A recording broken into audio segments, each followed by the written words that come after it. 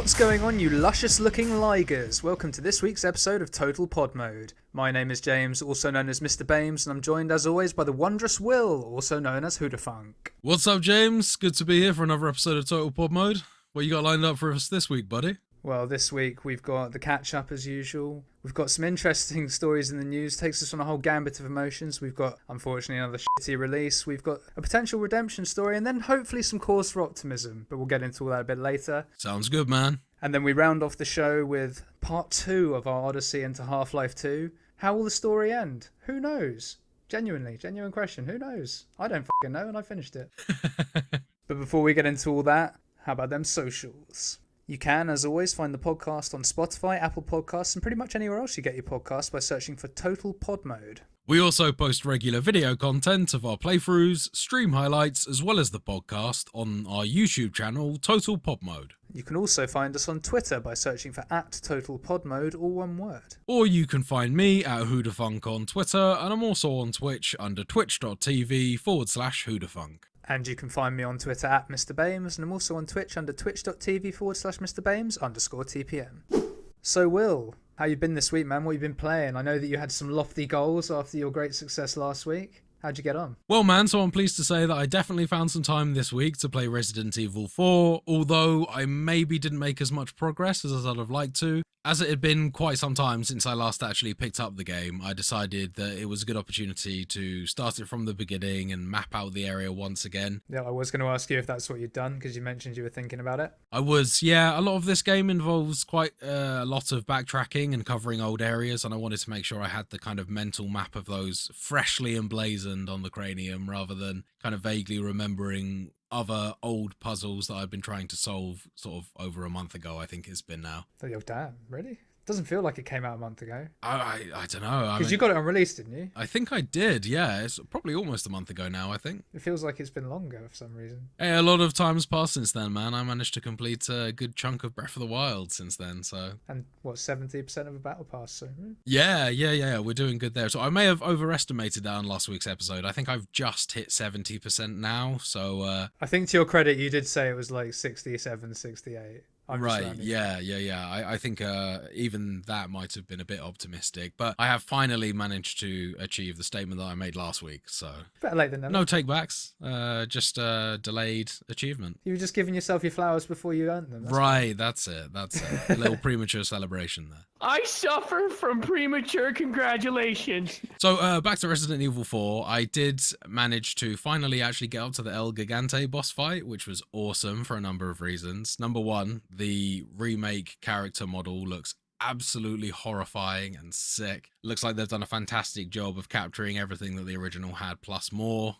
Very, very creepy movements. Also, the boss fight plays out very similarly to the original as well in the way that it moves and attacks you. Another huge reason that this boss fight is such a fan favorite is the fact that the goddamn doggo shows up. There he is. And it is way cooler than it was in the original. The dog is much more of an active combatant that doesn't just kind of antagonize the guy. At one point, it even bites its back leg in a cutscene and manages to bring it down onto the ground for another opportunity. Nice. If you'll remember, this is a guy that is essentially just like a kind of a giant. He looks like a kind of a grey Hulk, I guess, a grey bald Hulk.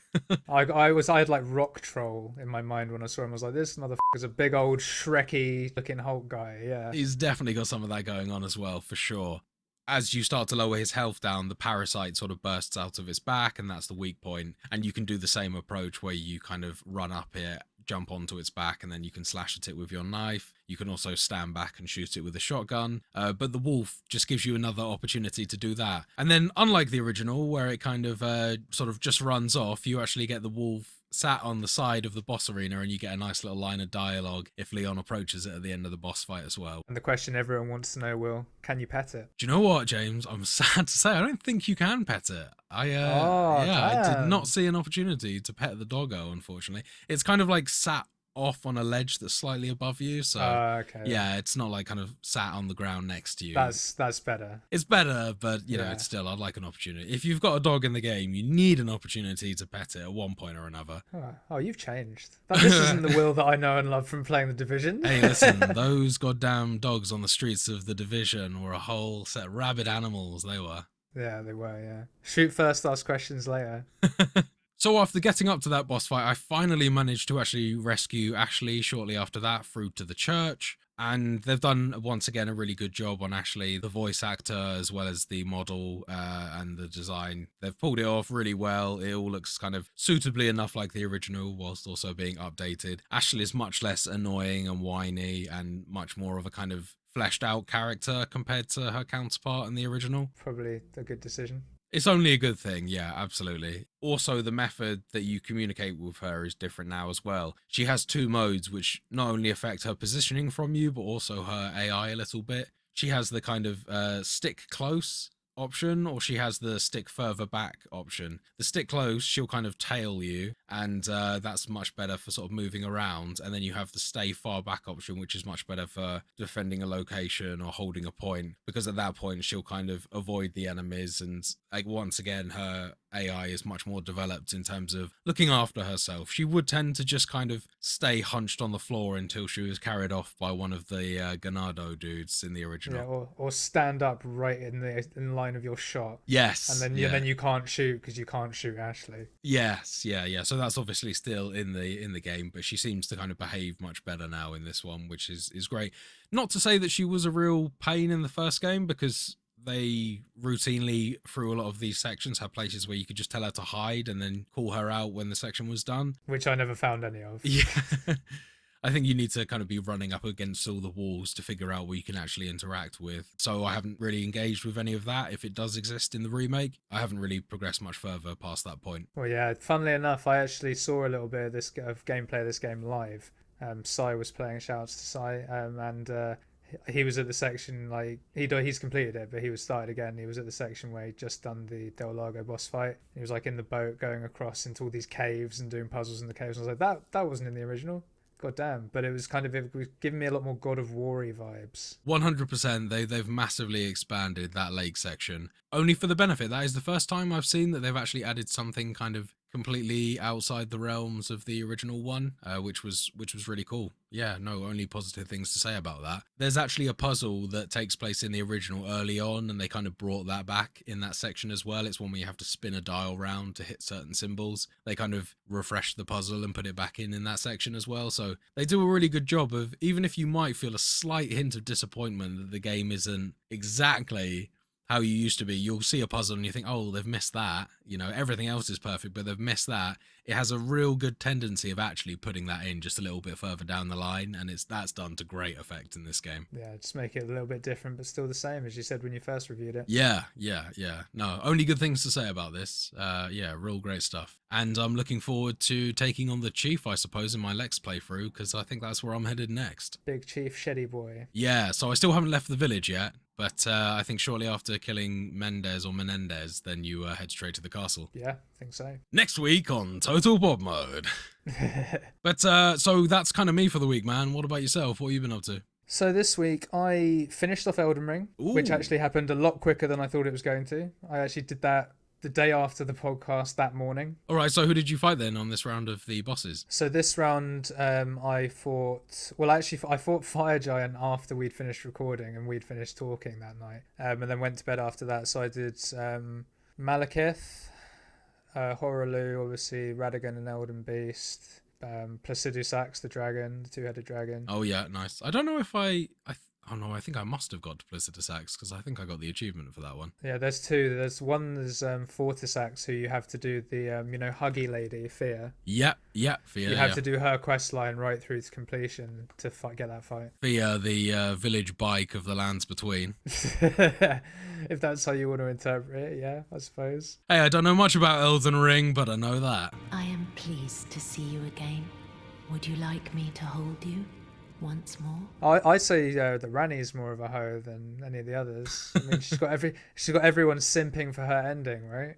Oh, the blessed, it was the Age of Stars. I think so. That's what I went for as well. Yeah, everyone pretty much did that as their first one. She gives you a little body pillow of herself. What's there not to like? Does she? You get the little doll. Yeah, it's a little doll. It's not so much a body pillow, more of a doll. Yeah, that you just keep in your pocket and can't interact with, but you can talk to it occasionally, I suppose. Yes, yeah. But no, I think other than those, obviously there would have been some other minor ones. I think there was probably a couple of Dragon Knights that I did a few in the dungeons and stuff like that, I fought a good few of them gargoyles.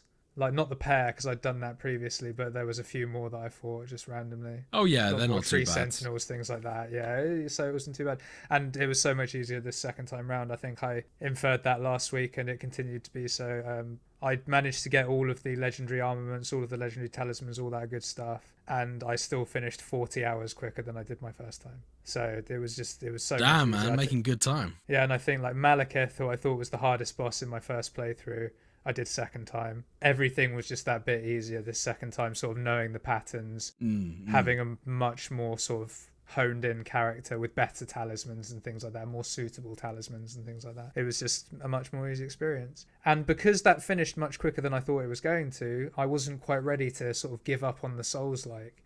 So I actually started playing Dark Souls 1. Oh, right. Went back to the, I guess, not the classic, but the classic. OG for me. OG for me, because I've never played Demon's Souls. But yeah, I did. I've been meaning to do a strength build in Dark Souls 1 for ever and ever. And so I set myself the task of doing just that and not using pyromancy at all, because pyromancy is how I've won. OP as fuck.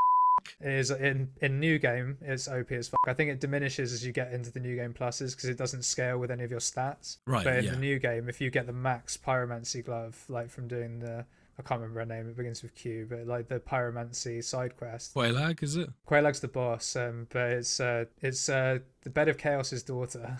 Right, okay. And she's like a pyromancy trainer type thing. She's like chilling in Blighttown. But yeah, but I've always used that. And I've used, you can one-shot the final boss with a well-timed pyromancy. So just to give you an idea how strong it is. So I've gotten through pretty much the entire game now. Funnily enough, I had some Will luck. For the listeners, that means whenever Will kills a Black Knight in the game, like the first one he kills, he always gets a Black Knight sword. It just always happens. It's just predestined. I don't know what it is, but my item pickup luck is through the roof. For whatever reason on Dark Souls. And it must have rubbed off onto me this run, because I kid you not, my first 3 Black Knights were Black Knight Sword, Black Knight Greatsword, second Black Knight Sword. No way. Awesome. Did you dual wield the Black Knight sword? No, you can't dual wield in Dark Souls 1 particularly effectively, unfortunately. Yeah. So I actually have since then got the Black Knight halberd as well. I've got the set.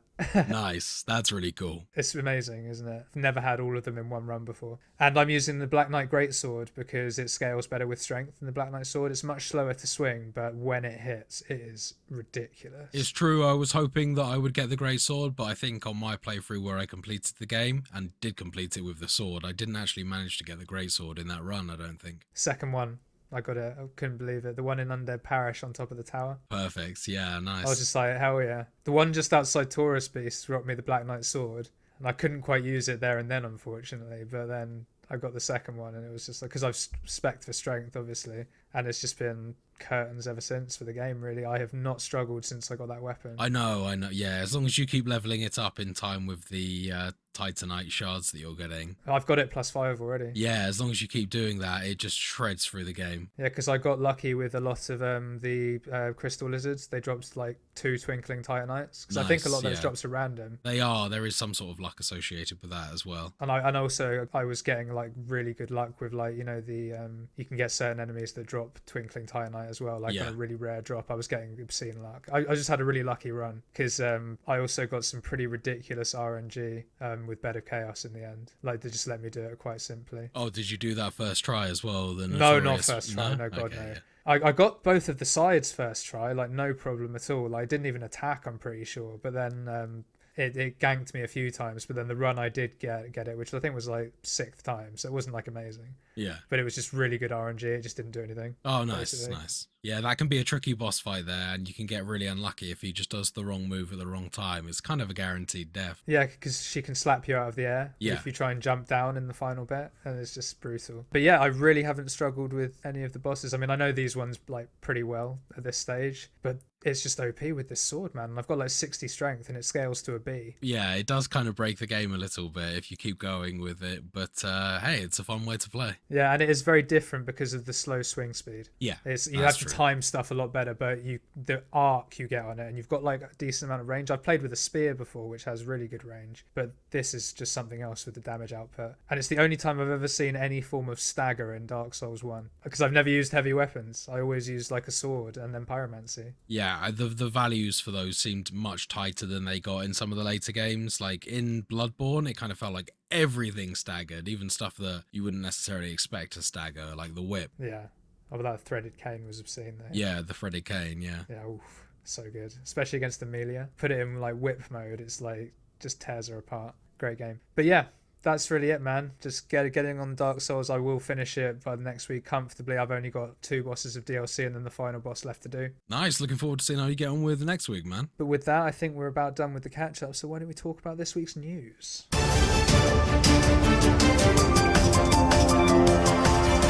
So as I intimated at the top of the show, we unfortunately kick off this week with another shitty game release. Another one? Another one. Yeah, another one, man. And unfortunately this time it's Redfall, a game that a lot of people were looking forward to. It is released in an awful state by all accounts, being described as a flat, dull experience that lacks any of Arcane's usual brilliance. It's been so bad that even Phil Spencer, the Xbox chief himself, has felt the need to apologise. And this is a quote now, stating, "I'm disappointed. I'm upset with myself. I kind of revisit our process. I think back to the announcement of 60 frames per second, and then we weren't shipping 60 frames per second. That was kind of our punch in the chin, rightfully, a couple of weeks ago. And then seeing the game come out and the critical response was not what we wanted, it's disappointing." Disappointing is right. That is definitely the right word there. And I think that the 60 frames per second down to a locked 30 frames per second on consoles isn't even really at the core issue of a lot of the problems I've got with this game. But he actually continues, interestingly, saying that delaying Redfall's release wouldn't have solved its most fundamental problems, because whilst there are clear quality issues, the bigger problem is that the game isn't realising the creative vision it had for the players. I think that is, yeah, that's right on the money there. What I've seen of the gameplay of this game, it looks remarkably soulless in terms of the way that your characters operate, the way that they look. Honestly, we've been playing Half-Life throughout this week, and past a few fancy post-processing effects and additional lighting things, there isn't like a great deal of difference in terms of the way that this game looks in a lot of the more sort of urban sections, at least. For context, that's a 2004 game. Yeah, exactly that. We're at a kind of a 19-year-old game at this point that looks like, I'm not about to say that it looks better than Redfall, that would be unfair, but it looks like they could have been released in the same year, if you feel me. Damning. The soullessness in terms of the way that the characters operate, even just things like the gun reload animations, are just the blandest, most copy-paste, default-looking animations that you've seen. Really? They look very much just like stock animations that they've slid in. There's no attitude to anything.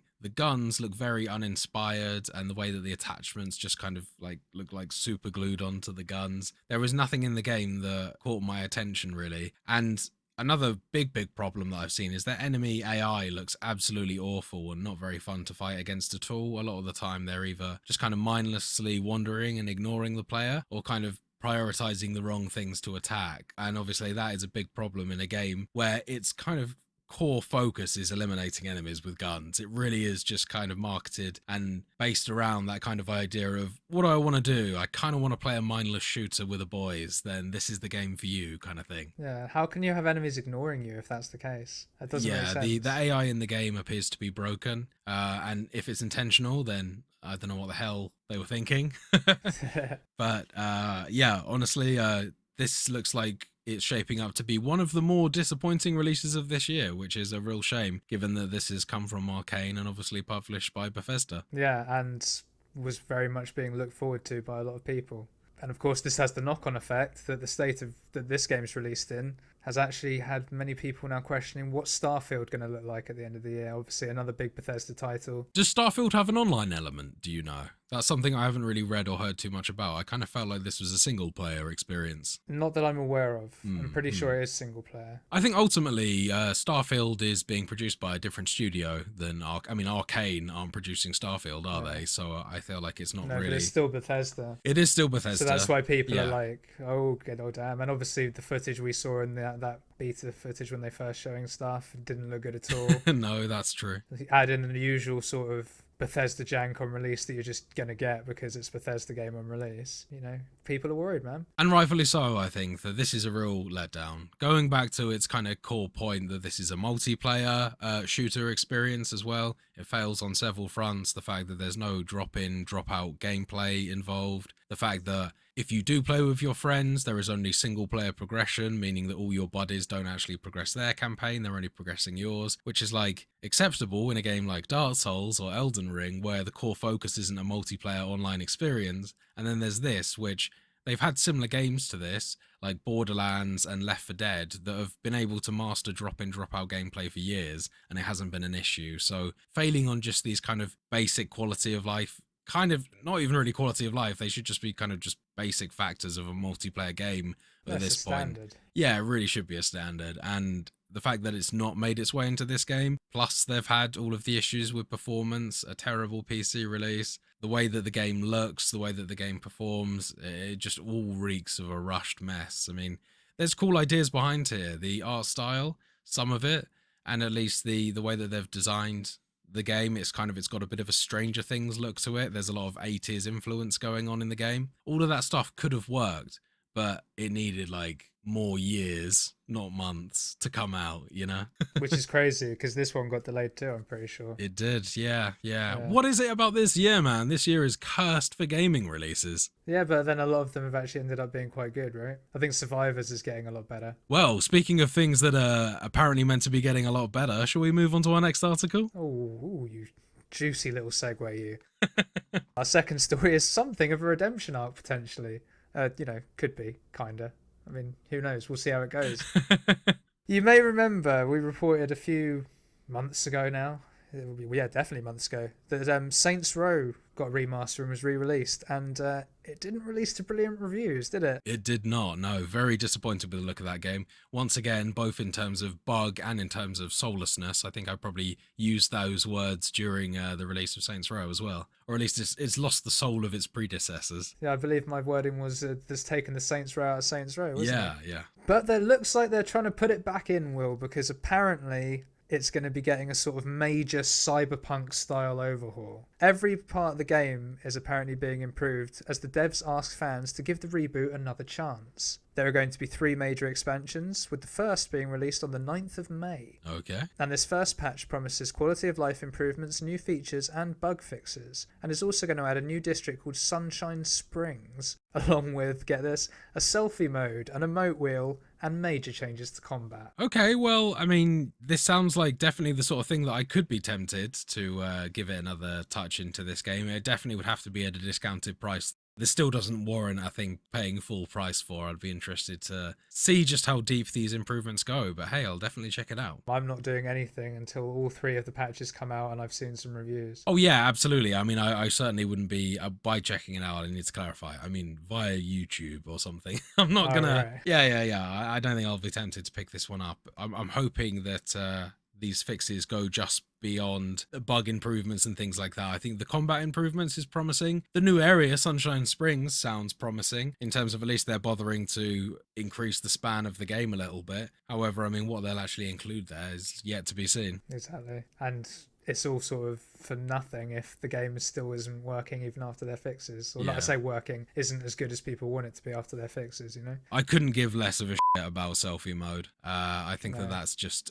I'm not sure whether it had photo mode to begin with, but if they didn't, then it's just another angle for you to have photo mode from. Emote wheel, though. I know you like an emote. I do like an emote, but I mean, if its online gameplay is anything like the Saints Row games that I've played recently in terms of trying to get to play online, it won't work. So the emotes are useless. Well, it'll be even more useless if they don't keep the old Saints Row emotes as well. I'm looking at you flipping the bird. I'm looking at you cock grab, or whatever it was called.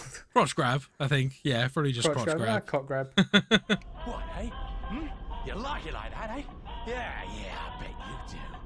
Oh, I'm gonna have some fun with you. There was also just really like kind of playground moves, like giving someone a wet willy or just like sticking your thumb up at someone and waggling your tongue. Yeah, you know, Saints Row stuff. Yeah. Times, The kind of stuff good that they times. missed out on in Saints Row. Yeah. Whatever the Yeah, fuck all this the shit one. they removed. Yeah. But hopefully there is some hope for this series and they can redeem themselves, which some might say is a cause for optimism. And our final news story is also one of optimism. So, as we know, Tears of the Kingdom will be released at the end of this week, and as a result it has been in the hands of various reviewers over the past week. One of the biggest questions before launch is how will the game perform on Switch hardware that's now over 6 years old? Well, I'm happy to report that apparently the answer is pretty darn well, which I'm sure, Will, you're very happy to hear, given that you're probably going to be picking this up. Happy and, for the most part, unsurprised. I mean, it's the same game, very much expanded with a new storyline, fleshed out, new map. It doesn't look like a whole new game. It looks like it's going to look and play, for the most part, like an expansion to Breath of the Wild. Yes, I completely agree. And the overall perception agrees too, basically, because they're saying the game performs much better than expected given the dated hardware, with many only reporting minor frame rate drops when the screen gets particularly busy. Sounds very akin to the performance of Breath of the Wild as well. There's just sort of guaranteed places that I noticed in that game that just you were going to get frame rate drops. I think Kokiri Forest was number 1 on that list, and that wasn't a particularly action-packed area, but it did have a lot of NPCs all floating around, what with all of the Korok seeds. Hey man, there's lots of leaves and shit, you know? Got to account for all those leaves. Yeah, I guess. It's a lot of frames, baby. A lot of frames for them leaves, boy. Yeah, I can't say that I ever noticed it in my dashing around looking for shrines, but I didn't explore the forest, so who am I to say anything? But funnily enough, a report from PC Mag, well, I say report, a quote from PC Mag stated that the frame rates appeared to maintain a stable 30 frames per second, which made me question the wizardry that Eiji Aonumo's team performed to enable that. Sort of giving respect there to the dev team, because it is dated hardware and really a stable 30 should be impossible, particularly with all the physics that they've added to the game. I don't know whether they have added physics, though. The reports that I was looking at specifically stated that they've added new physics, like for the vehicles and shit.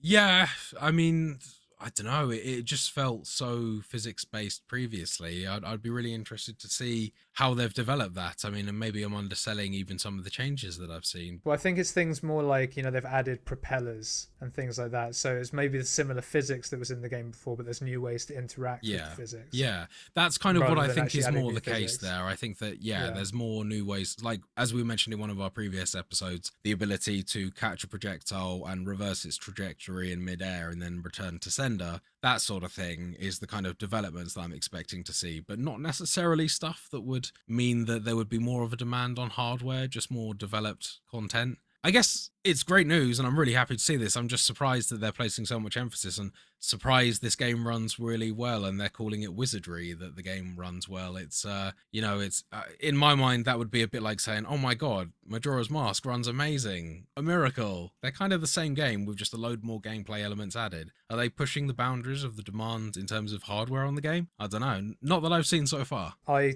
will have to respectfully disagree with you there. I do think that with the new vehicle additions and things like that, you're putting a lot more emphasis on like the hardware doing a lot more work. As I say, like using things just like there's actually a video, funnily enough, that I think it was on The Verge, that actually shows Link on a sort of jet-propelled platform vehicle type thing. Yes. And because it's got to deal with the two propellers on the back that are obviously having to have their own physics to turn the ship and whatnot, the frame rate completely drops, and it's not like too bad. It's not game break or anything, but it has a stuttery landing. Right, I've yet to see that video. But it's things like that. It's not so much that they've added new stuff to the game mechanically that's going to put more demand on it. It's the fact that the things you can do with the already existing framework can cause more chaos. Exactly that. It just puts a lot more demand on it that way. That makes sense. But that does not take away at all from my excitement for this game. I think that, hey, if the fact that this can maintain a stable 30 frames per second on a piece of 6-year-old hardware, it really brings into question why Redfall is struggling and stuttery on the 40 series. What the hell? No, you're absolutely right. And you should be optimistic, because despite these slight frame rate drops and things of that nature, it could all still be patched out this week. It's still not fully release ready, the footage we've seen. And all in all, it sounds like they've done a stellar job and will release this game in a great state. Yeah. I just hope I'm not jinxing it. No, that's really my only thing. I'm sure not. Nothing in this article makes me think that any of these performance issues that might be noticeable will be anything outside of the realms of things that I've experienced in Breath of the Wild. And although I do notice them, I've never been so pulled out of a game that it really bothers me. So, hey, if it runs like Breath of the Wild, they've done a stellar job, because they've still managed to expand upon it and really bring it home with this one, it looks like. Yeah, and the only thing I can equate it to is the performance of Pokemon, which was obviously getting a lot of flack in the media. I did see frame rate drops, I'm not going to lie. I think I said as much at the time, but it was not game breaking. It didn't take me out of it at all. It was still just as fun to play as if they hadn't been there, really. And I'm sure that anything that minorly happens in Tears of the Kingdom like that, it's probably just going to be the same sort of thing. Yeah. You'll notice it, but it'll be fine. But yeah, with that cause for optimism, that does it for the news this week. So now let's mosey on over to Completionist Corner. Here we go for the Completionists Corner. Hup, hup. So picking up where we left off last episode, we, Dr. Gordon Freeman, were informed that Eli Vance has been taken to Nova Prospect, which is a Combine base and a former prison. Therefore, we set off on a journey along Highway 17 using an armed car, sort of beach buggy type thing, provided by members of the Resistance to go and rescue him. During our travels, we are introduced to a new type of Zen alien, the Ant Lion. As the name suggests, these are giant ant-like creatures that live under the sand and are sensitive to loud noises. During our travels, we also meet Colonel Odessa Cubbage, who has a great voice and who gives us a new weapon, the RPG. Now, who's going to be the lucky one to carry it into combat? Talk to me a little bit about how you found this RPG, because I have a few things to say about this. Yeah, so the RPG is a kind of laser-guided rocket that you can fire out, pretty much like a typical Stinger missile, shoulder-propelled rocket launcher, and then you can use the laser pointer on it to actually direct it at the enemies that you want, and pretty much whatever you look out, the rocket will rapidly change direction, maneuver around, start flying at. So yeah, it's pretty effective at taking out moving targets, as long as you're able to sort of keep the red dot on them. Well, that's where I have my biggest issue with this girl. 99% of the time, it is incredibly effective at taking out the targets that your red dot on. That is true. But that 1% of the time, some crazy shit was happening for me at least. So, you know, this happened more predominantly in a section we're going to come to right at the end of the game. But it also happened at this point because we are introduced to an enemy called the Gunship, which is basically a big old flying, looks kind of like a mosquito, but it is a ship. It almost looks a bit like a living thing, as opposed, it even kind of makes living thing noises, as opposed, it looks somewhat organic. That's why I'd sort of likened it to a mosquito, because it's kind of buggy, isn't it? Yeah, it flies around, yeah. And, you know, it's relatively nippy and can move, change direction and all that, but it's not mad quick. So there were a couple of times where I'd lock on with the laser, as Will's described, and I'd shoot and I'd hit it, great, it takes 3 shots to kill, and then I'd fire one exactly the same way. It's still, you know, I'm tracking the movement perfectly, at least seemingly, that's how it looks on my screen, and the rocket would just sort of do circles around the thing that I'm trying to aim for, and would just sort of go wrong, and then you're like, no dude, I'm pointing at the thing, like what are you doing? And then occasionally it will go and eventually hit it, and you're like, okay, that was weird, but sometimes it didn't, and I was just like, what? It's to do with the turning trajectory on the rocket. It is set to have a maximum, so if you do a very close miss and then you suddenly keep the red dot, it obviously turns around to hit it, but it's just it can't turn fast enough. So I did have it several times where I had that moment where the rocket kind of like loops around the enemy a few times. Yeah. I didn't have it where it then didn't hit though. As long as I kept the laser on, it always eventually hit. No, I had it occasionally, again, later sections, more buildings about that we'll get into, so maybe it hit a building. I've definitely hit a couple of trees doing that, but a couple times I did have it that it would be spinning round, and then the gunship, it was actually programmed to shoot the rocket out of the sky as it comes towards it, which is pretty nifty. I was about to come to that. Yeah, great AI on these things. They're literally actively avoiding it, reversing it, and then trying to shoot the rocket out of the sky. Really cool stuff. Yeah, really nifty, really cool. And to get around that, you often have to sort of shoot a rocket directly up into the sky, I found was the best bet. And then to train the laser on it so it would fire up into the sky and then kind of come down like a mortar. Oh, fair. That's a good way to get around it. I was just sort of distracting it so it would start shooting at me again. Just like don't fire at all, and then you can get it while it's shooting at you. Yeah. Not the most accurate things, I will say. These gunships. Yeah. No, they're not. No. They're not all too effective, and they're kind of mounted with like a heavy machine gun cannon type thing with maybe some rockets on them, but there's nothing really significant that will wipe you out. They're not too bad. They just do a lot of damage if they do manage to lock on. Yeah, I never actually noticed any rockets, to be fair. On these not necessarily attacking me, I think. I think there might be more for show. Yeah, I just noticed my rockets fucking doing orbits around it. Yeah, that's a good way of describing it. It really is an orbit, isn't it? But no, these were very, very cool enemies. And we actually got to take out quite a lot of them in this little section, didn't we? Nice little cheevo for taking 6 out, I think. That's right. Yeah, you do work your way through quite a few of them.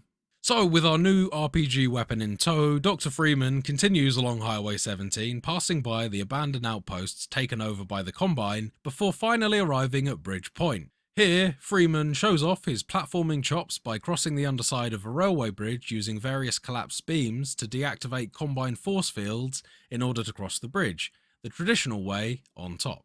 So this section, on your way back, in fact, you're actually forced to fight yet another gunship on your way back whilst you're doing this platforming section. Thankfully, there is a steady supply of rockets and health items, as this game tends to have along the way whenever you need them. Yeah, God bless infinite chests. God bless infinite chests, yeah, particularly in those sections, they'll often give you a well-placed infinite rocket or grenade chest, which is always useful. And also necessary. Very necessary, given the amount of times that they can shoot the rockets out of the air, and as James mentioned earlier, you can just sort of miss them instead. Get soft locked if they didn't have those, so thanks, developers. Finally, after disabling the force field, whilst crossing the bridge over the top, we also play a nice game of chicken with an oncoming train. So as we're travelling down in our buggy, we suddenly have to hit a reverse as you hear the train bell ring. Reverse? What are you on about? Oh, did you power through? Put on the gas. Right, and just okay, fine. Yeah. So I actually did this twice. The first time I did it on foot because I initially couldn't drive my car up either of the banks. Right, yeah. So I was like, maybe the car's not meant to be left there. But then I was like, no, that feels wrong. So I then went back and then had to do it again on the car. That's interesting. The first time I just didn't reverse fast enough, so I ended up getting crushed. And the second time I was like, all right, at the moment I hear the bell, just reverse and go back. No, don't reverse. Just power through. Put your foot on the gas and get through. Oh, that's cool. It's cool that it gives you two ways of doing it. Yeah, that's cool. But I probably wouldn't have been quite so confident if I hadn't seen how long you had from the walking one I did before. Because on that one you can just go to the side. Yeah. And it doesn't hit you, so it's not too bad. I kind of Mr. Beaned it on my first attempt, and it was pretty awkward as I was side on the train track watching it approach. Oh, nice. Just like, I'm not going to jump out. I deserve this. Yeah. Well, I figured if I lost the car, I was good as dead anyway, so. Yeah, that's fair, man. That's fair. But it's also worth noting that at this bridge section, we also come across another new weapon, don't we? Which is the de facto sniper rifle of the game, really. Pretty much, yeah. It's our good friend, the scoped crossbow. What's up, 13? How you doing? Yeah, good callback. Yeah, no, I had a real good time with the crossbow. It's got the added benefit of being able to impale enemies on walls that are close by, so that's pretty nice. Yeah, what's up, Shadow Warrior? Shoutouts. What's up, Bioshock 2 as well with the javelin gun. Yeah, very true. Yeah, any game that allows you to impale enemies on the wall using one of your guns is a good game in my book. Big old thumbs up from us.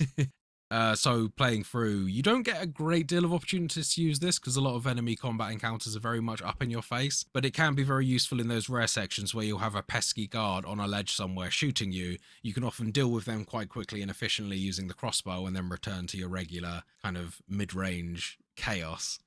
No, yeah, to be fair, there was only one section I used the crossbow, I think. It's a section that we probably won't cover in great detail in the upcoming section, but it's in Nova Prospect where we're heading now. There was an area with 3 guard towers, each with 3 guards on top. Yes, that's a very good opportunity, yeah. And you can actually snipe 2 of the towers from a grate. And then you can get another one just by walking slightly out so they don't see you and just popping them from there. And you really see the physics of the impaling work well because you can just you've got arms hanging off bits of railing and stuff. I don't think there was ever actually any dismemberment, but the way it ragdolls from where you hit it, it was really cool. If it had dismemberment, it would have been 11 out of 10. Top notch. So with another new weapon in tow, Freeman eventually reaches an outpost called Lighthouse Point where we say goodbye to our car, which is a shame because the car was actually really quite fun. Yeah, it drives better than the hovercraft, and it kind of it has it's got a nice little handbrake on it, and it just demonstrates the way that the vehicle physics work. You can really tell that your wheels are creating the friction on the ground that's propelling you forwards, and it's all very nicely tuned together. It doesn't feel like what some games try to do in terms of a car where it's like a very half-baked driving mechanics. Yeah. This felt like not the best driving mechanics, but also not the worst by a long shot. It's a little slidey. Little slidey. But I think that's very, very good. Could be by design that it's a little slidey, Well, it's a beach buggy, isn't it? Yeah, right. The Warhawk is pretty slidey, Yeah, it was a good time. But no, so we do leave our car behind. We drive it into a nice garage. And then we have to fend off some more Combine. I believe there was another gunship here. Another few gunships, I think. Another couple, yeah, maybe. And a bunch of troops too. But we deal with all that. And from here, we continue on to cross an antlion-infested beach, where touching any sand causes the antlions to emerge from underground and begin attacking us. Yeah, so this was a fun little section, having to pick up and move objects around, slowly creating a bit of a makeshift bridge across the sand to avoid the tremors that would attract the antlions. Yeah, no, it was a painful experience for me, this, I've got to say. Why is that? Because as you may or may not know, there is an achievement in this game for getting across the whole of this part of the game without ever touching the sand and therefore without ever waking the antlions to attack you. Yeah. And I was quick saving and quick loading like a madman trying to do this, and I did it. No antlions came up. I wasn't attacked at all. I got to the section where you then have to be on sand because you have a fight that we're going to talk about in a bit, and the Chivo never popped. You were robbed, man. Absolutely robbed there. Letter to Gabe's in the post already, is it? I sent him a page on my pager. Whoa, technology. So yes, after this platforming section, using the gravity gun to create item bridges across the sand, or not, depending on your playstyle. Because you do have the option to just run across the sand. You just get attacked a lot. That's right, yeah. And with the bunny hopping technique of just mashing the spacebar rhythmically, you can actually kind of get a faster than sprint running boost just by jumping repeatedly. Outrun those pesky antlions. Yeah, I don't think I really got bitten at all as long as I knew where to go. Yeah, very good too. But we get through this section, we hop over a little ridge, which is where my heartbreak occurred. And this is where we have our first encounter with probably the toughest sort of mob enemy in the game, I'd say. I think that's a fair description. Which is the Antlion Guard. Now, this guy is basically an antlion on steroids. About 7 foot tall, about 350 pounds. I don't know how much it weighs, but yeah, big old antlion, much quicker, can summon other normal antlions to its aid, I think 3 or 4 at a time. That's right, yeah. And has a pretty brutal charge attack where it can just run at you and sort of knock you over. Well, I don't know if you physically get knocked over, but that's how it seems. Yeah, you definitely get knocked back. Yeah, and does quite a lot of damage to you too. It does, I think it yeah. can sort of 3-shot you. It's dangerous, yeah. And ammo sponge, man. Like, I think it takes a good 15 shotgun shots. Yeah, to be honest with you, knowing that it had a lot of health, I just defaulted to immediately dumping my secondary assault rifle grenade launchers into it. Any of those that I had, and then I followed up with a couple rocket shots, and if that still didn't do it, then it was maybe only 2 or 3 shotgun shots away. But that was obviously with having the hindsight that it was going to take a lot if I just stuck with regular bullets to begin with. Yeah. Also, that diving attack, as I mentioned before, you get a little boost of speed forwards when you jump in this game, so it's not too bad to avoid if you just kind of look to your side and hop. But if you're using a kind of like a strafing hop, that's not as quite effective as where you're looking. Yeah, you need to kind of look where you want to go at the last minute and jump, and then it's not too bad to avoid. I didn't find it too hard with the strafe technique, and it just allowed me to constantly be facing it to fire my 10 to 15 shotgun rounds into it. There were a few that we fight later on where there's a few more explosive barrels around and stuff, which helps a lot. But in this section, I there might have been 1 explosive barrel. I think a lot of the barrels that were kicking about were normal barrels. Yeah. So it wasn't much help. But you could get a little... I didn't in the end, but you could get a little bit of help if you ran it to the other end of the sort of section you're in. Outside the outpost door that we're coming up to, there's actually a dude with a machine gun who can shoot down on you. Oh, okay. But you have to sort of run past it and herd it over there. So I tried to run past it to avoid it completely, and I discovered that. But then I found out as a dead end, you have to kill it. Right, yeah. Yeah. Which at the time I didn't quite understand, but actually we're just about to talk about why it's necessary that you have to kill it here and sort of be at this outpost. Yeah, exactly. So upon defeating the Antlion Guard, a Vortigern, who is one of the alien race from the Dimension Zen, who we mentioned last week. So this Vortigern is working with the Resistance. He actually emerges from the outpost and carves out a pheromone gland from the Antlion Guard, which he calls bug bait, or which the game refers to as pheropods. So he carves this out of the guard and gives it to us. Yeah, thanks, mate. Cheers, buddy. Yeah. Appreciate that. Yeah, just making our kit bags Could you wash it first? No? Okay. You got like a bag that I can hold it in? Oh, yeah, sure. I'll just make one out of this thing's balls. Yeah. That's nasty. So this theropod makes antlions suddenly our allies, meaning they will now follow us and attack enemies on command. And you do this commanding them by chucking the theropod directly at the enemy, and it kind of coats it in a slime that will then force all the antlions in the area to attack it. And I don't know if you've noticed, James, but if you chuck this at combine guards, it's clearly quite a sticky, disgusting substance because they suddenly stop firing at you and just start trying to bat away the stench. Yeah, and they get like flies above them. Yeah, that's right. It's really Stinky cool. fart gas. Good shit. With a new antlion army in his stead, Dr. Gordon Freeman continues to the final part of the coast, battling many more Combine troops on his way to Nova Prospect. Freeman gains access to the prism with the help of his army of antlions, but sadly this is the last chapter where antlions are available, so F in the chat for all those that we lost along the way. Which was a large number. Swaths of antlions here. This felt very much like we were kind of Saruman, just casting orcs into the battle, just crashing antlion waves upon walls and walls of high projectile turrets, things like that. Man, it wasn't even me doing it in the end. They just kept on spawning and following me to the death. They were a very loyal crew just because I smelt of a pheromone gland. Just because you smelled just good. Yeah, it was humbling. I actually tried to do the most of this section without using any conventional weapons at all, so I was very much just kind of tagging everyone with the pheromone pods and watching the chaos ensue. Yeah, I tried to do that, but it was just a little bit too slow for me, so I ended up cracking on a bit. But and I found more use for that outside. In the prison sort of corridors and stuff, I found it hard to just chuck the pheromones at people. So I found it easy just to go around, and there was so much SMG ammo in that place. And I did have that assault rifle thing you were talking about, it turns out. I just forgotten about it. Really fucking good. I should have used it more at the start of the game. Oh, you did have it, right? Yes, I thought you would. Yeah, have. the pulse gun. The Yeah, pulse. I must have just picked it up and never clocked. Yeah, it is good stuff. Yes, I was convinced that you would have picked it up at that point in the game. Also, in the section, you get to experience the combined turrets, which, if you've played Portal, they'll be kind of vaguely familiar. They don't have the sort of the charming voices, but they very much perform in the same way, where you can set them up to stand, and by knocking them over, you kind of send them into a chaos mode before they finally stop firing and deactivate. Yeah, the difference being, I don't think like these just don't take damage at all by any other means. You have to either get an explosion near them that knocks them over, or do what I was doing, which is running up to the side of them and using just running into them so they'd fall over. Basically. Oh, fine. Just using Freeman as a battering ram. I just used the Ferropod to kind of essentially create a wall of dead antlion bodies up to them, which then the final antlion could then use to kill it while I stood back. That's smart. Freeman got real lazy in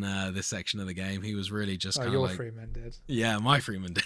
Yeah. It's like sliding doors. My Freeman was just like running in, just like sprinting everywhere, knocking stuff over, like taking lots of hits. And your Freeman was just like, I just let the antlions do it. Yeah, pretty much. Respect. That would have been easier. So yes, after fighting through the prison, Freeman meets up with Alex Vance in the Nova Prospect train depot, who you may remember as the daughter of Dr. Eli Vance, who is the person we're trying to save. Together, they search the prison for Eli Vance, and in the process discover that Dr. Judith Mossman, who was the sort of kind of stuck-up bitch that we met before, who was really sarcastic with us. She was, yeah. She was kind of like false showing signs of respect, but really I think it was jealousy over the fact that Gordon pipped her to the job at Black Mesa initially. Turns out she was a Combine spy all along, so we have every right to hate her at this point. She betrayed us! Alex and Freeman split up several times along the way, but finally reunite to track down Mossman. Mossman is cornered by the pair, but before we can hear her reasons for double-crossing us, she teleports herself and Eli out of the facility. This forces Alex and Freeman to reset the teleporter that she used to escape so that they could use it to escape to Dr. Kleiner's lab. But before we could do so, big old fight ensued. And this is actually worth pointing out at this point that we've spoken about the turrets as the enemy. We actually get some turrets to play with ourselves here. Will, talk to me. How did you use these turrets to your advantage in this section and actually a couple of sections before? Yeah, that's right. So pretty much shortly after discovering Mossman's betrayal and after Alex and Gordon separate up for the first time, Alex helps you from a distance by hacking the cupboards that contain the turrets, and you've got various sections where you need to set them up and destroy something or wait for something to be blown up whilst you set up the turrets. These are pretty fun sections where you essentially play a little bit of tower defense, I guess. There's often lanes of guards coming in, various entrances that are fairly predictable, so provided you've set up your turrets, it can be pretty effective. There was only one section where they were repeatedly running in and knocking my turrets down, but otherwise I think that you can get through most of these pretty easily as long as your turret placement is doing okay. Yes, and this is where my Freeman was lazy, because in every single one of these sections I guess I lucked out, or it was super obvious where the most efficient place to put them was. Yeah. The section you're talking about with people knocking you over, was it the section where you're sort of got two corridors and there's like loads of health packs in the middle? That's right, you're in a bit of a T-junction and you've got very limited you get three space. turrets and there's 4 ways they can come from. Yeah, so that was the only section where they even got close to my turrets. Yeah. And it was once I worked out what they were doing, it was very easy to compensate for it with me standing by the other door. Yeah. But other than that, I actually found these sections interesting, as you say, because it did sort of give another element to the game, but kind of boring. You do a lot of standing around if you've placed your turrets well and they don't knock them over, yeah. And with that, it was a little bit too long of a section most of the time, to the extent that Alex even apologizes in game, saying, "Oh, sorry, it's taken me so long each time." It's like, yeah, no Alex, hurry up. You should be fucking sorry. I've sat here for 5 minutes doing nothing. Sat here for 5 minutes watching a massacre take place in front of me. Yeah, which was actually quite satisfying. And, if you're low on ammo, great way to restock. Yes. Just let the turrets do all the work. You smart. Upon arriving in Kleiner's lab, Dr. Freeman and Alex Vance are told by a perplexed Dr. Kleiner that they have been stuck in a teleport loop for approximately 1 week. Alex counters this by saying it only felt like a few moments in the transition between heading off from Nova Prospekt back to his lab. Yeah, so we've got some space-time bullshit going on. It turns out that during this week, the Resistance uprising had begun as they saw the destruction of Nova Prospekt caused by our escape from the facility as a call to arms. As a result, all of City 17 is now a war zone. Dr. Freeman leaves the lab to join Barney in fighting the good fight, whilst Alex stays back to ensure Kleiner's safe escape from the city. Yes, you may remember Barney as being the dude that sort of helped us right at the start of the game. The bringer of the crowbar. Saint Barnabas, the bringer of the crowbar. The great deliverer. So, in this section, it's actually another gameplay element is added here where you can actually form squads of people that you encounter. You don't really get to sort of pick and form your squad so much as that, much like the Antlions, whenever your resistance members are depleted, they just kind of funnel a couple new ones in from some black hole in the environment. But essentially you have a squad of up to 4 people that you can command and tell them to go places as well as stick with you. A bit like kind of the guards in Halo, they're equipped with various weapons, and say if for instance you don't like the weapon that one's carrying, you can just shoot them and another one will spawn in the environment. And they also actually pick up combine weapons that are better, similar to the mechanic in 13. Yes, yeah. Again, another demonstration there of some of the stuff they're able to achieve with AI. Really cool stuff to see. So this squad isn't just combat focused as well. You do actually get medics on your squad, which is really cool. And really broken. Yes, because they will just keep healing you until you've got Infinite full health packs, baby. It makes me think a little bit of Left 4 Dead, because that was obviously a core mechanic of that game, another game made by Valve years later. And I enjoyed this aspect of the game, as well as people dishing out medipacks. You've also got various armed soldiers that will drop you ammo along the way as well as you fight. So just kind of cool to see them adding a bit of depth to the squad mechanics in the game and making it different from just another group of bodies that are completely inaccurately firing at enemies and achieving nothing. Although they were kind of firing inaccurately at enemies and achieving very little. Yeah, but they were healing you whilst they did it, which is the important thing. It's the effort that matters. They were firing like stormtroopers, but they were healing like badasses. So, and as you say, if they get in the way, that you just kill them. It's fine. No one really cared if you accidentally killed a couple of guys. And they have some pretty good mechanics in terms of, and this is a thing that frustrates me to this day, is whenever you have people in the game and they stand in front of you, much like in Fallout or Skyrim or anything like that, they will not get out of the fucking way. But in this game, they do actually program, they apologize and start finding a way to get out of your way. They will actively seek for a way to get out of the way, which is very cool. Well, they take one step at a time. Now, let's give them credit for apologizing, but this still doesn't work very well. I didn't get the one step. They kind of almost did like a bit of a jog to get out of my way when I... Oh, no, if you get like 3 of them in a corridor and you turn around and try and go back, they're all like, sorry, move 1 step. Then I have to say sorry again, move 1 step. It's bad. Oh, yeah. Outside is decent, but when you're in a confined space... I'll take it over doing nothing at all. Yeah. Oh no, 100%. I'm not disagreeing with that. Just pathfinding wasn't perfect, let's just say. For a 19-year-old game. It's still a fair criticism, but I mean, given the fucking stuff that you see these days, I'm still just marveling at what happens in this game compared to, you know, some of the news articles we've been talking about earlier this episode. So using these squads, Dr. Freeman fights his way through the city towards Barney's location. Near the end of the chapter, we regroup with Alex, who finds that the bridge to Barney's location has been destroyed. She climbs up a building. She sort of shimmies up a pipe up a building, doesn't she? Yep. To look for another route, but is captured by Combine soldiers. Before she is taken away, though, she advises us that there is another route to Barney's location via the sewers. After fighting through the sewers, Dr. Freeman makes it to the other side of the city where snipers are pinning Barney down. We take out the snipers, reunite with Barney, and make our way to Overwatch Nexus at the foot of the Citadel. We infiltrate the building, disable 3 generators to power down a large cannon called the Suppressor, and then exit the building for one of the biggest fights in the game. This is the fight where I was talking about earlier, where I said the rocket launcher was a little bit suspect, because we're actually introduced to the toughest enemy outside, you know, that isn't a mob, basically. I think so, yeah. They do a lot of damage in a short space of time. They're not necessarily the most quick-moving things in the world. No, but you also fight several of them at the same time in multiple instances, which is another cause for concern. It's not very often that you fight 2 Antlion guards, whereas there's multiple instances of fighting a couple of these Walker type things. They reminded me massively of the Silt Striders from Morrowind. Yeah, that's a pretty good. Except they're the colour of the tanks from the Droid Army and the Phantom Menace. Yes, but these Striders were tough. I think they took 6 rockets each to take down. That's right, yeah, they can be. We're actually also introduced to elite Combine soldiers, which are the same as normal Combine soldiers, but they wear white armor with sort of red eye adornments and things like that. A little bit tougher, but not much tougher. Yeah, they've got more health, and they tend to rock the guaranteed Combine assault rifle, that kind of laser cannon thing that James and I were mentioning earlier. So they hit harder, they've got more health, but that's about it. They're not really very different to fight other than that. No, you can still take them out with 1 or 2 shotgun rounds. As you should be able to. God, that would be a problem. I hate it when they make an enemy too powerful for the shotgun. Yeah, that was props to the shotgun in this game. We gave the pistol a lot of plaudits in the last episode. The shotgun really carries the second half, right? It's powerful. The shotgun's the boss killer, man. Like, it's just so good. So after a grueling battle, Dr. Freeman infiltrates the Combine Citadel, which, as the name implies, is their big base of operations. We take a trip on a sort of monorail straitjacket type contraption to progress up the facility, and this section really is more of a cinematic tour of the facilities. We can't actually move in this thing until we reach our destination. Did you get in the right one straight away, James? Because there is an option of 2 to get in initially, and it is possible to take the wrong one. Yes, so I did get in the right one. Okay, yeah. But it was purely by luck. I have since read that you can get into the other one and it takes you straight into an electric zappy field and you die. It does, yeah. This took me right back to playing Scorn for some reason, of like doing a puzzle wrong.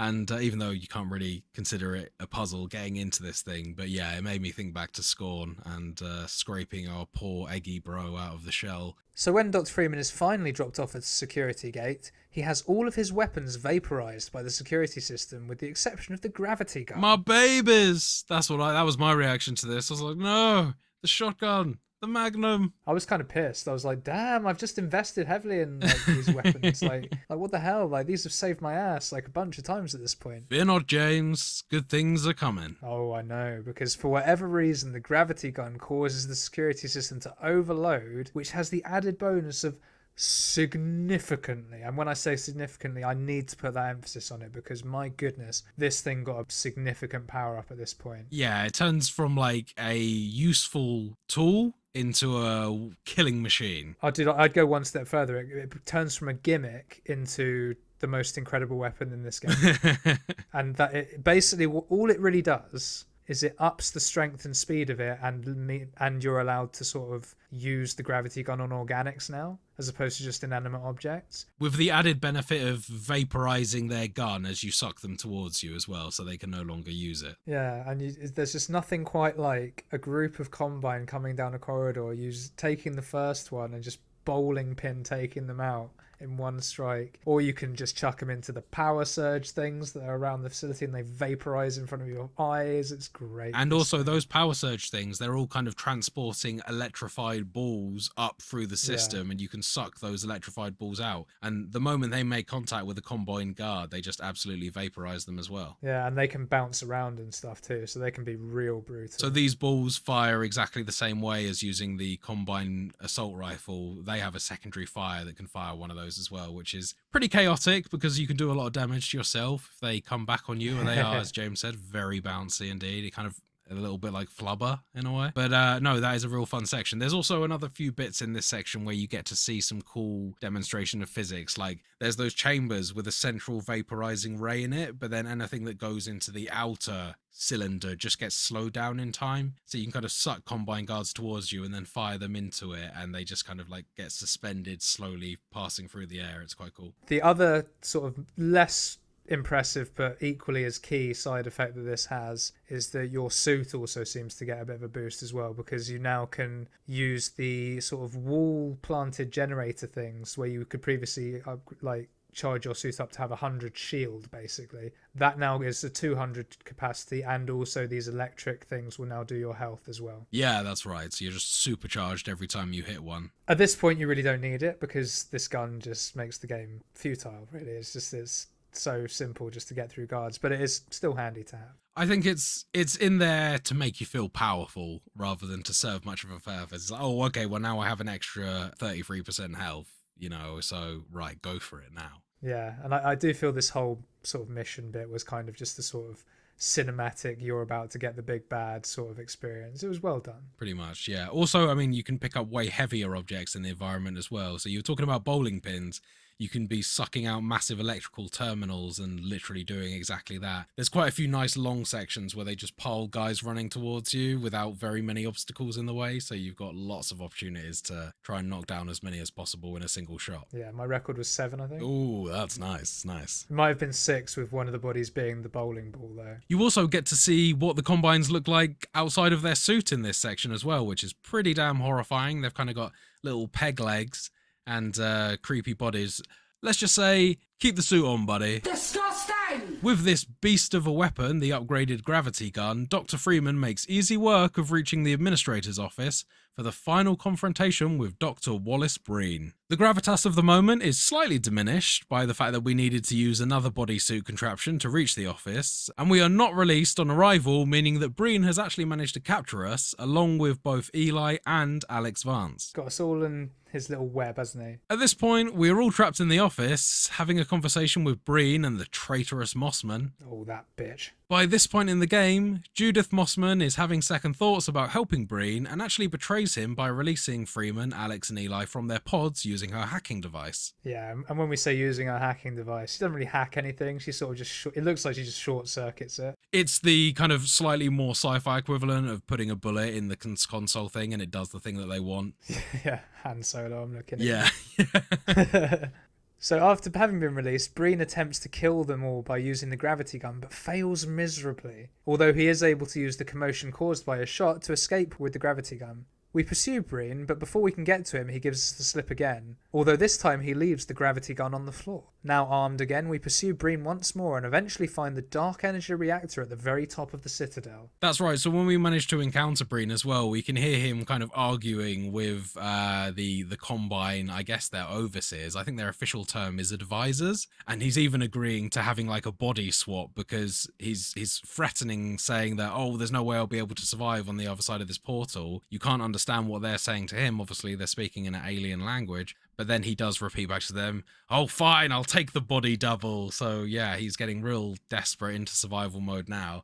And I think he just wants off the planet and some sort of assurance of his own survival. Yeah. We should mention that during this whole revelation as well, and during the scene, Breen kind of unleashes his ultimate big, bad, evil plan, which is the Combine is quite literally a combine of everyone's self and consciousness, and in order to achieve immortality you need to become incorporated into the Combine, so a complete loss of free will, a complete loss of self in order to preserve your existence. So not really the kind of eternal life that most people are looking for. I'm glad you said that because I just ran off whenever he was talking.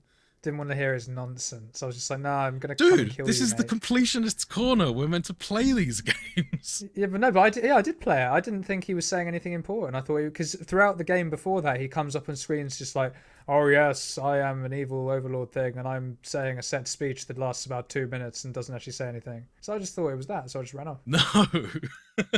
You gotta listen to Breen. I don't know, man.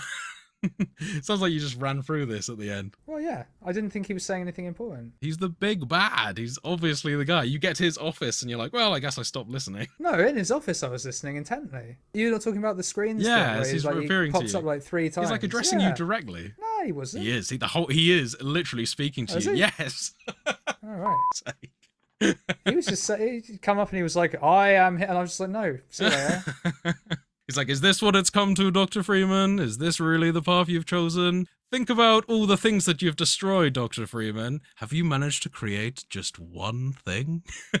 All right, yeah. You see, that's all nonsense. No, but he gets on to his whole plan. Literally, they explain the whole Combine thing, the whole existence of one. Hey, sue me for thinking this is a time-sensitive mission. Especially as I died to the final boss because it was time-sensitive. Yeah, So, that's true, yeah. I was role-playing, dude. So Alex opens the way for Freeman to reach the reactor, at which point Breen starts ascending and opens the Combine overworld portal, which he intends to use to teleport to another universe. Hence why he probably needs that body double that you referenced. Hell yeah, earlier. I think it's not safe for human existence on the other side of that portal. This will also result in a singularity point forming, which could have cataclysmic consequences to City 17. So at this point, I say bring on the final boss fight. And when I say boss fight, It's more of a timed exercise where you have to fire those sort of balls that Will was talking about earlier into the reactor 3 times, but some metal plating is sort of around it that you have to knock off first. All of this whilst being attacked by 2 gunships. Yeah, that's right. Yeah, I had to do it significantly more than 3 times, though. It took me like maybe a good, like, I don't know, almost 10 times, I think, to hit. Yeah, but how many of them were knocking off the metal shielding around it? No, that's what I mean. I had to fire way more balls than 10, and I heard 10 explosions at least before mine blew up. I don't know if you were hitting a weaker spot than I was, but yeah, I was really struggling to make my hits count. They were exploding with inside, and it was definitely making the right noise, but for whatever reason, it took me a lot more than 3, definitely. Well, as I say, the first time it was like that because I think I hit it once and Yeah. I timed out because I didn't know there was a time limit. But the second time, yeah, what I did the second time was instead of being directly in front of it, I ran to the right-hand side. Yeah. Because there's 2 pillars and you can sort of use that to mitigate some of the gunship You can, yeah. fire. And then, yeah, from that angle, maybe I was just getting a better spot. Maybe it was bouncing a bit more from where I was shooting. I don't know. But yeah, 3, 4 at most. Nice. In the actual reactor core itself. I actually took out the gunships that were attacking me first because they were bugging me, and there is a pretty easy way to do this as well, because I don't know whether you've noticed this throughout the course of playing, but if you hold an object in front of your crosshair and it covers the enemy, they technically don't think they can see you. Yes, I did know that. So... Well, not so much not seeing, but I was using barrels to protect myself from the snipers, for example. Yeah. So that will work with a tin can. If you can't see the enemy behind that tin can, that is just how broken the AI. It's very clever, but it's also very broken if you do things like that. So you can literally hold up the tiniest object, and as long as the enemy is far enough away from you so that you can't see them as you hold that stone up in front of you, they will not fire their gun. And you can use that to great effect with the gunships, because those balls that you can suck out and need to shoot at them, bullets won't penetrate those balls, so you can literally hold that ball in front of you and just wait for it to stop firing. The moment it does, it will just go straight to it. You don't have to kind of like time your shots or anything. You can straight up hide behind this small kind of bowling ball sized ball of energy, avoiding this kind of heavy turret fire from the gunship. But this boss fight is very tongue-in-cheek. It's not really a boss, is it? Yeah, no. Again, much like the rest of this level, it's more sort of a cinematic, this is a nice way to tie up the story type thing. Kinda, anyway, which we'll get onto. In my mind, the real final boss fight was the bit shortly before all of this, where you actually just fight the 2 antlion guards. That felt like the first what, boss like in fight. the sort of swimming pool looking place. That's It right. wasn't a swimming pool, but yeah. Some sort of tiled gym area, yeah. That felt like one of the harder, like, gritty fights of the game, and then the rest of it, you very much start the victory lap by following that. So Freeman successfully manages to overload the reactor, stopping Breen from escaping, but also causing the reactor to explode. Apparently killing Breen, although that fate is yet to be determined. Yeah, we never see him die. We don't. Hey, if you don't see him fall and hit the ground, he ain't dead. I don't know how many times we need to say it, people.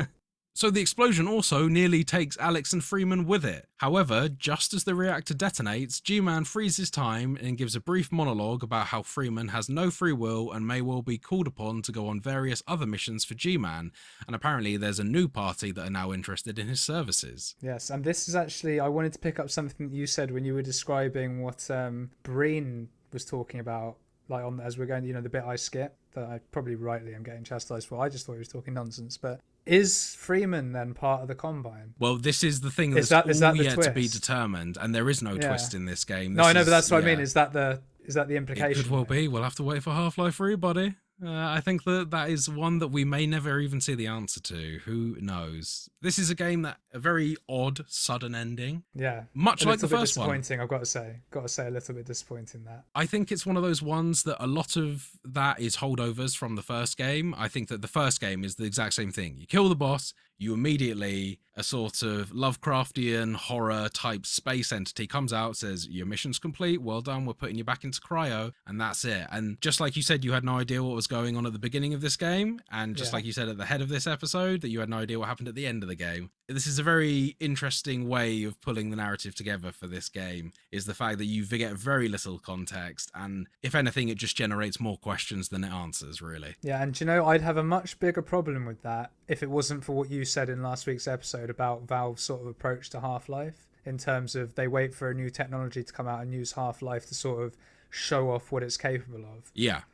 That to me changes the whole game of this, because it's like, okay, I kind of get why they're doing a non-committal sudden ending there. What you're seeing is an advanced tech demo with an intriguing but very underdeveloped like lore is I guess is what I'd describe it as. Yeah. Exactly. And people looking for the answer in there, it probably hasn't even been You written better yet. keep looking. Yeah. Well, so It's there is a probably lot not more even to this written. game that we haven't played. We do actually get some answers as to Alex's ultimate destiny in Half-Life Episode 1 and 2, which is the downloadable content released shortly after the release of Half-Life 2. Yeah, and presumably Alex is Half-Life Alex fame as well. Of course, yes, she is. Yeah, although that is set prior to the events of Half-Life 2. And yeah, and to be honest, that what we've just sort of talked about there really sums up my opinion of the game. I couldn't really put it much better than what you've just said there. It's very intriguing, but it is a glorified tech demo, this. I did find myself getting slightly bored towards the end. Some of the longer attack sections do get a little bit monotonous. It's a very good opportunity to play around with the guns to their maximum if you didn't feel like you got that opportunity earlier on in the game. But the game has enough content in it to give you that early on, I think. Exactly, and I think a section that perfectly sums that up is the bit where you have to take out the 3 reactors to shut down the suppressor. It felt like filler, like it did. Yes, agreed. But to be honest with you, I feel that with any game that's like, take out these 3 things. I roll my eyes the moment they're like, take out these 3 things, press these 3 buttons, go to these. I immediately roll my eyes. I hate that, and it always is filler content in my eyes in any game. Yeah, I can forgive it if I'm like super into an RPG and it's like fetch quests and stuff. Although I do still clock it and I'm like, okay. It's still filler. It's just filler that you're enjoying. Yeah. Exactly. And don't get me wrong, that's not to say I didn't enjoy this. I actually had a thoroughly good time with it overall. But towards the end, I was getting a bit bored with it. That would be my only criticism. I think that's a fair criticism. Yeah. I think the sections all kind of looked quite similar color palettes and things like that. The enemies didn't really switch up all that much towards the end, especially.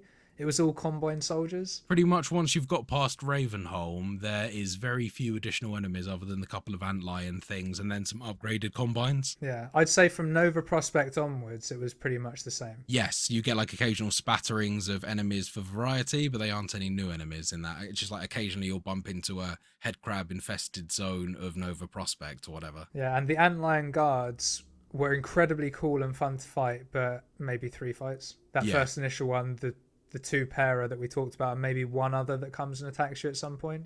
Would have liked to have seen a few more of those, but overall, probably a 6 or 7 out of 10 game, I'd say. It was good. It was good laugh. The shooting was fun. The guns were all pretty excellent, to be honest. I don't remember there being a crap gun. Would you say that's a 6 or a 7 given your sort of, I guess, comparison to a modern day game? Because I can easily say that in a modern day setting, I think that for everything this game does, it probably is like a mid 8 to a high 7 for me. But when I compare it to games that were coming out in 2004, this just knocked everything off the shelf. If there was ever a game that was worthy of a 9.5 or a 10 out of 10 in a gaming magazine, I think this would have been the game that hit that bar, because the novelty of everything being so mind-blowing compared to competitors at the time, sort of thing. I think that's a fair question to ask, and I think that it probably would rank higher for me. If I'd played it nearer to the time it released. This is the first time I've played it properly. Yeah. But the other thing for me is, if I'd played Half-Life 1 and had a bit more context, I probably would have enjoyed it more too. Yes, yeah.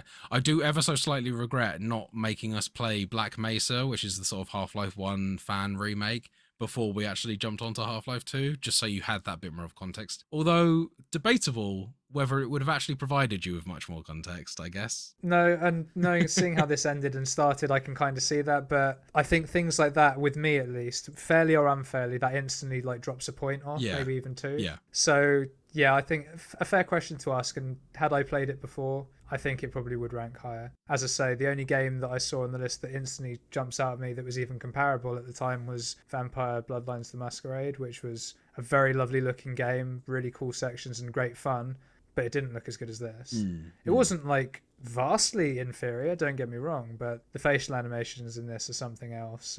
The attention to detail on some of the things they were doing, some of the AI quirks we've mentioned earlier, like, it was all very cool stuff. Something that I'd like to touch on a little bit as well was the narrative of the game. This game doesn't have any cutscenes in a literal sense. There is no point in the game where the camera breaks away from your character and it either shows the scene from another perspective. Everything you see is delivered in real time from the eyes of Gordon Freeman, with very few cuts to the next day or anything like that. Yeah, and you never see Gordon Freeman as a character model in the whole thing. You do not, although his body model does exist in the game, obviously, as we know from the suit, but unfortunately, yes, his face is kind of a mystery in terms of seeing it fully fleshed out in the game. It's on the cover, it's not in the game. So we know what this geezer looks like. And they kind of take the mickey out of him because he's also a silent protagonist, something that we don't often get to see in modern day games, both, much to my disappointment and sometimes relief as well, depending on just how on the nose these guys get. I think Alex refers to you early on as a man of few words, as she's basically just talking to herself the whole time. Gordon is a great protagonist for a variety of reasons. I really like his style, and the fact that you can impress yourself on him is cool as well. But I actually, so sometimes this game is criticized in its narrative in the way that it's delivered. They say that it's a holdover from an older generation of games in terms of delivering a game that has no cutscenes. That was particularly noticeable in the first game as well. This is certainly nothing new. Whereas I kind of see it as it dates a game to a certain degree, but I personally quite like it as well. The whole time you do feel like you're being interacted with as the player. The AI and stuff I found particularly engaging, and I find that it just works better than the kind of modern day, hey, follow me while I walk really slowly and then jump over this thing while the A button flashes up on the screen. You never quite get that level of tutorial sort of thing. And kind of like we were talking about the puzzles as well, none of them are literal puzzles in the sense that it goes, hey, this is a puzzle. All of the puzzles are, you need to get from A to B, but there is some sort of environmental hazard blocking your way, whether that be sand that spawns ants, whether that is just a tricky ledge to walk up. A water with an electric wire in it? Yeah, absolutely. Or you need to use buoyant barrels to lift up a ramp. And all of these things, they're not puzzles in the literal sense, but it does force you to immerse yourself in the world, look at what's around you and figure out how you can use that. The ability to pick up and place objects as well as use the physics in the game for all of those ends really does kind of build this immersive puzzle around you that you have to sort of scratch your head and figure out. Find really, really enjoyable, and it's a breath of fresh air. And with that, we come to the end of another episode of Total Pod Mode. Thank you for sticking with us this long. If you have listeners, we really appreciate you. Once again, thanks, guys. We always appreciate your support. And if you've enjoyed what you've listened to, you can, as always, find the podcast on Spotify, Apple Podcasts, and pretty much anywhere else you get your podcasts by searching for Total Pod Mode. We also post regular video content of our playthroughs, stream highlights, as well as the podcast on our YouTube channel, Total Pod Mode. And you can also find us on Twitter by searching for @TotalPodMode, all one word. Or you can find me at whodahfunk on Twitter, and I'm also on Twitch under twitch.tv/whodahfunk. And you can find me on Twitter at Mr. Bames, and I'm also on Twitch under twitch.tv/MrBames_TPM. With that, we leave you for another week. Until then, goodbye everyone. See you next week, guys.